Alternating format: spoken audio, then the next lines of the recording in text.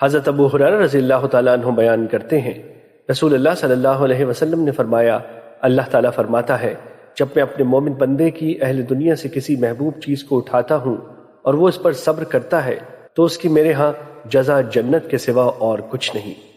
مشکات المصابیح حدیث نمبر 1731۔ حضرت سعد بن ابی وقاص رضی اللہ تعالیٰ عنہ بیان کرتے ہیں، رسول اللہ صلی اللہ علیہ وسلم نے فرمایا، مومن کی عجیب شان ہے، اگر اسے کوئی خیر و بھائی نصیب ہوتی ہے تو اللہ کی حمد بیان کرتا اور شکر کرتا ہے، اور اگر اسے کوئی مصیبت پہنچتی ہے تو بھی اللہ کی حمد بیان کرتا ہے اور صبر کرتا ہے، بس مومن اپنے شکر و صبر کے ہر معاملے میں اجر پاتا ہے، حتیٰ کہ اس لقمے پر بھی جو وہ اپنی اہلیہ کے منہ میں ڈالتا ہے۔ مشکات المصابیح حدیث نمبر 1733۔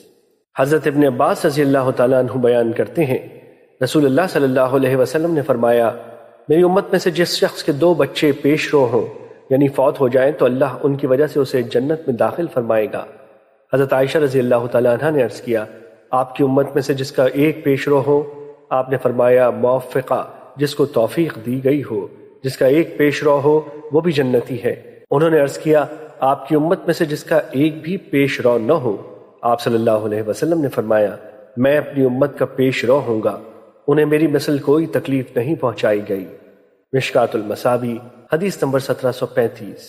حضرت عبداللہ بن جعفر رضی اللہ تعالیٰ عنہ بیان کرتے ہیں، جب جعفر کی خبر شہادت آئی تو نبی صلی اللہ علیہ وسلم نے فرمایا، آل جعفر کے لیے کھانا تیار کرو، ان کے پاس ایسی چیز یعنی خبر آئی ہے جو انہیں مشغول رکھے گی۔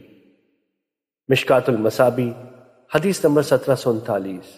حضرت مغیرہ بن شعبہ رضی اللہ تعالیٰ عنہ بیان کرتے ہیں، میں نے رسول اللہ صلی اللہ علیہ وسلم کو فرماتے ہوئے سنا، جس شخص پر نوحہ کیا جائے تو اس پر نوحہ کیے جانے کے باعث روز قیامت اسے عذاب دیا جائے گا۔ مشکات المصابیح حدیث نمبر 1740۔